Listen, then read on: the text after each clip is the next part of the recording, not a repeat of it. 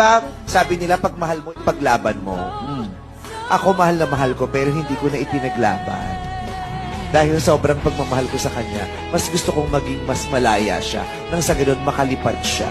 Kasi feeling ko mas magiging, mas magkakaroon ng magandang epekto sa kanya yung kalayaan niya pag pinalaya ko siya. Kahit alam kong maraming luha, baldi-balding luha ang ilalabas ko, okay lang sa akin yun. Ang mahalaga, makita ko siyang maging malaya. Alam mo yun ang pinakamahirap pa, yung magpalaya ng taong mahal na mahal mo. Oo naman.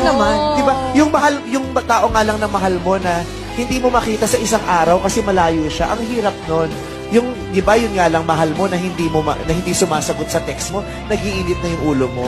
Yung mahal mo na hindi mo makausap pag tinatawagan mo, naiirita ka na. Yun pa kaya yung alam mong hindi mo na siya makakasama kasi pinalaya mo na siya. Ang hirap-hirap nun, pero nilunok ko yun para sa kanya kahit hindi na para sa akin.